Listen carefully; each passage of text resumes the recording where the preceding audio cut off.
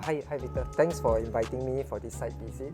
So through this site visit, I've learned more about First REIT and your key tenant, Siloam International Hospital. But first of all, I think I just want to thank you for joining us for this analyst trip. This is not the first time that we have organized this analyst trip. So far, I think for the past few years, we have been organizing this annual trip, to bring analysts to come to Indonesia to have a look, have a feel of our hospital here, so that they can understand, how vibrant or how busy, our hospital, how well they are doing, compared to the hospital, in Singapore. I'm glad that you can make this trip, and I'm glad that we're also able to bring some other analysts to join us for this trip. So Victor, this year is coming to your 18th year of listing. Can you share with us how First REIT has grown over the years and the challenges that you have faced, and how did you overcome these challenges? It will be good if you can elaborate on the restructuring of your master lease agreements, and what are the changes at pre and post. We started off with 4 assets, and the 4 assets are all in Indonesia. Then subsequent to December 2006, in 1 year later, in 2007, we actually bought 4 assets. We actually bought 4 assets in Singapore. And we have divested one hospital, one small hospital in Singapore, and now we are left with 3 nursing homes in Singapore. So over the years, over the past 18 years or so, we have grown from 4 hospitals with an asset size of around 300 million Sing dollar. Market cap is about 200 million Sing. Now we actually have 32 assets, across 3 regions, Indonesia, Japan, and then Singapore. And our asset under management has grown from 300 million to about 1.4 billion Sing dollar now. And then of course our market cap also has doubled, from 200 to about slightly more than 500 million now. And in the past we are all in Indonesia, but over the years we also have diversified outside of Indonesia. As you mentioned earlier, now we are into Japan, we are in Singapore, and we are also looking at diversified further to other developed countries as well. In fact, we actually did quite well in the initial first maybe 10 years of our inception, but and last year also, because of the very favorable master lease structure that we have with our very first sponsor. We are actually into many firsts. We are actually the first REIT to be listed, first healthcare REIT to be listed, and we are also one of the first REIT to be change sponsor, change trustee. We are also into other many firsts as well. We are the first REIT to issue social bond.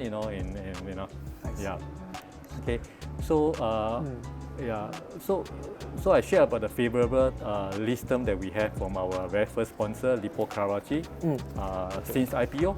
But unfortunately, that favorable lease structure is not sustainable.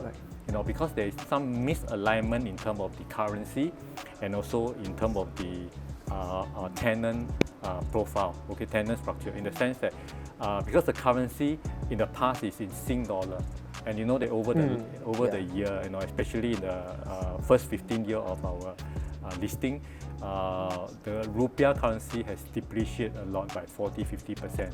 Hence, it affected the tenant, affected our ex-sponsor, because they pay the rental income in Sing dollar rather than in rupiah currency, and derive income in rupiah currency because of the operation done in Indonesia.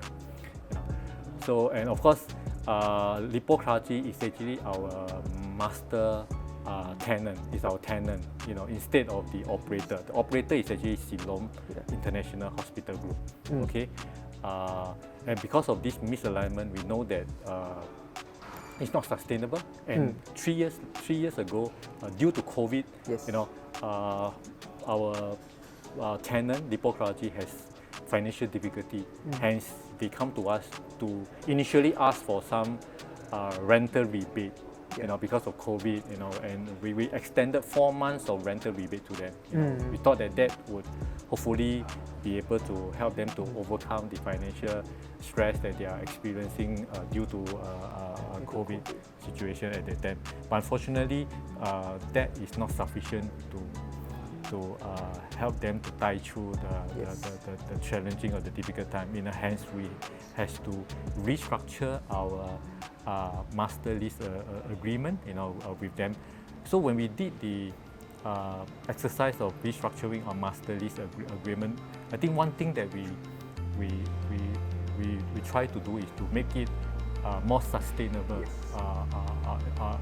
in the long term, in the long run.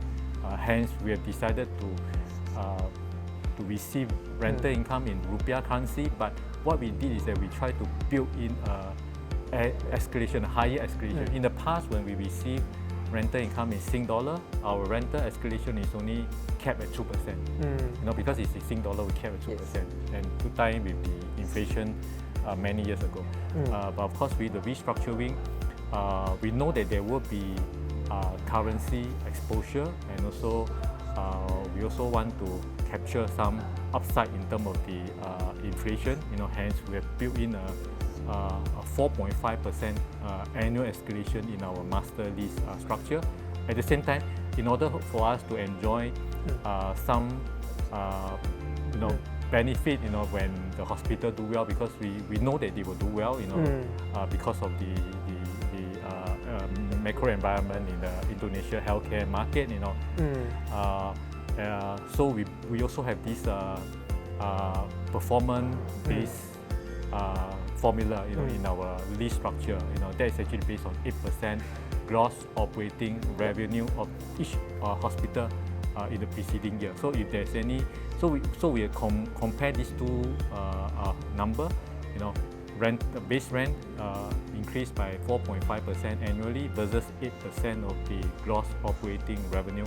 Whichever is the higher number, we'll take the higher number as our rental income for that year. Okay, and to make it even more sustainable, this time round we also have bring in Siloam as our direct tenant.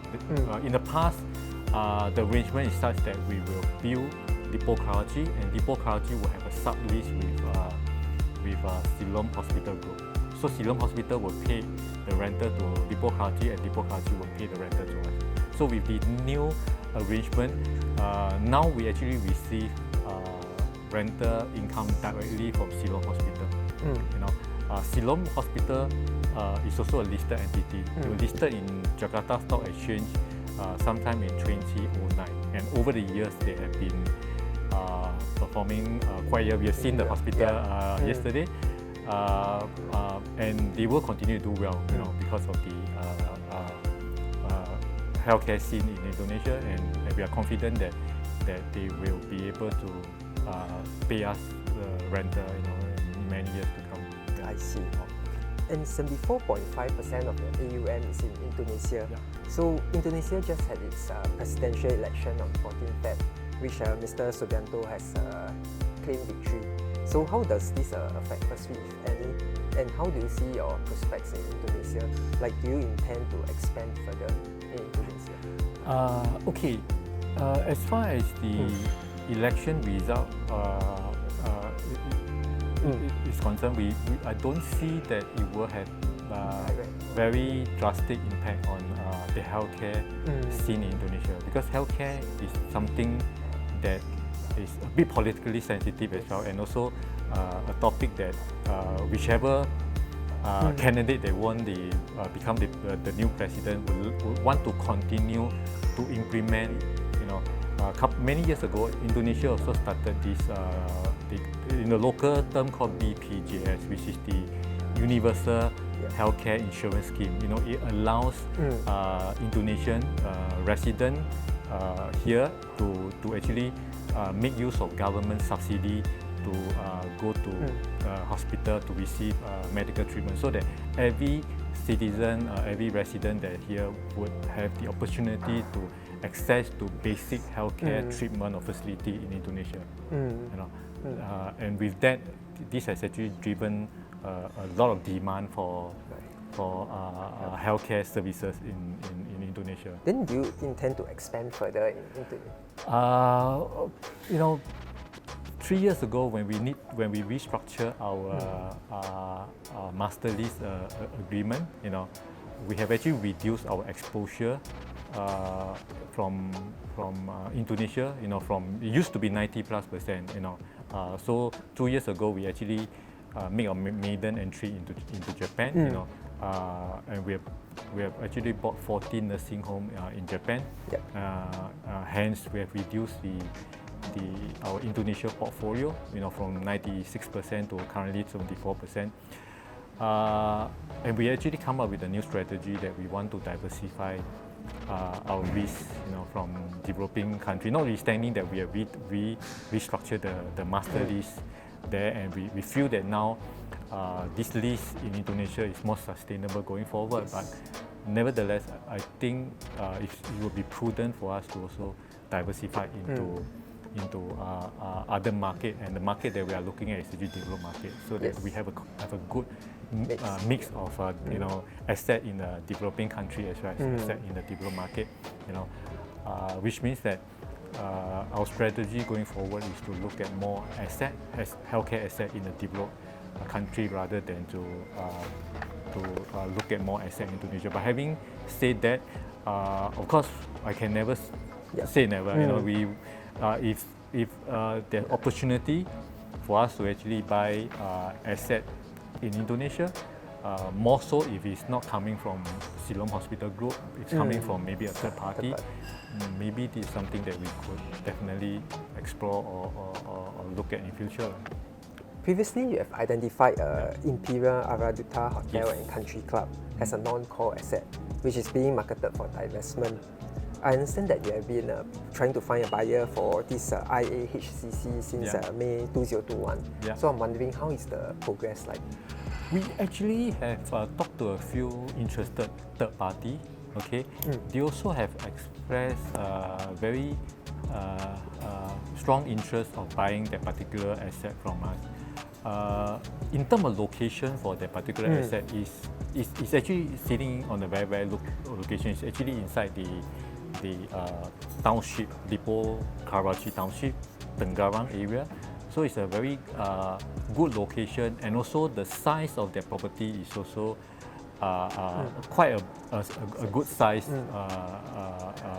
property. So this is the reason why we are also able to actually attract quite a fair bit of interest. You know, But do you see this presidential election having an impact on the?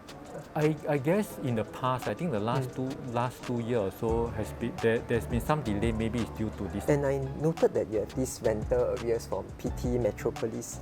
Can you give us an update on this front? Okay. I just share a little bit about this PT Metropolis. In short, we call it MPU. Okay, they are quite similar to Lippo Karachi. They are also a property developer. Okay, but unlike Lippo Karachi, which is listed, which has a healthcare subsidiary in Siloam Hospital Group, they do not actually have a healthcare arm. Hence, a lot of the hospital or healthcare assets that they developed in the past, they will actually ask Siloam Hospital Group to come in to operate for them. Okay, yeah. So they are a very good joint venture partner with Lippo Karachi. You know, so like Lippo Karachi, they also have a lot of assets, a lot of land bank, which they can monetize. You know, in time to come.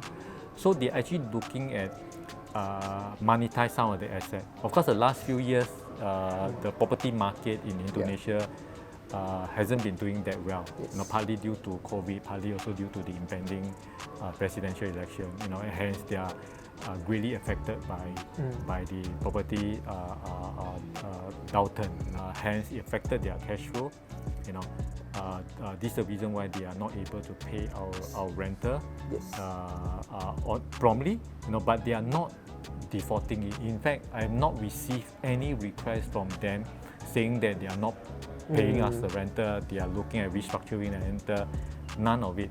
They are only telling me that they will continue to pay, but they need a bit more time, and they are looking at divesting some asset so that they can raise that proceed to pay us also for their own other working capital need, and they also told me that they are looking at selling this asset, but there are some delay in the completion of the divestment, and they require a bit more time. So they are paying us progressively and also a bit late, but they have not said that they will not pay, and they have also not tell me that they are going to restructure again or stuff like that. So we are also confident that we also have looked at their financial and truly enough they have a lot of asset. So I think they will be able to pay once they start disposing. Have they sought any rental rebates from your side? From them? No. Yeah, they also have not asked me for any rental rebate and things like that. Going to the last question, just to sum up for this interview, Sure. What are your plans and your focus in 2024? So what we intend to do maybe in this year and next year going forward is to continue to execute our 2.0 growth strategy. Because post the restructuring of our master lease agreement, right, we actually have come up with this First REIT 2.0 growth strategy, which consists of a couple of pillars. Of course, the main pillar is that we want to be able to diversify into developed markets, which I shared that earlier on. So this is the reason why in 2022 we acquired 14 nursing homes in Japan. So we want to be able to continue to acquire more assets in the developed country, or we want to be able to reshape our portfolio so that in time to come, by 2027, we want to have at least 50% of our asset under management to be in the developed market. And there are two ways for us to actually achieve that. Of course, one way is to continue to buy more asset, to increase more asset in developed market so that you can bring up the ratio to be. The other method, of course, is to divest some asset in the developing country, for instance in Indonesia, so that we can channel the proceed from Indonesia to developed market, so that we can also change the profile make and things like that. Okay. So we want to be able to do it to continue executing this strategy to be able to have more than 50% of our asset under management to be in the developed market. So this will also help us to be able to continue to pay out very consistent and very sustainable dividend to our unit holder. Interestingly to know that we are actually one of the few REITs that pay out dividend on a quarterly basis, which I thought this is quite important. And when we started this REIT sector, right? So I thought one of the appeal for a REIT is actually to have very income dividend, to unit holder and on a consistent basis. But as year go by, when the REIT start to move on to half-year reporting, then they thought that maybe it's better to give out a dividend on a half-year basis. So I thought it's good for us to continue to be able to give out dividend on a quarterly basis. Okay. Thanks for the time for this interview. No problem. I believe the audience will have gain a better understanding of First REIT. Sure. Through this. Thank you, Victor. Thanks, Ernest. Thanks for your time. Thank you.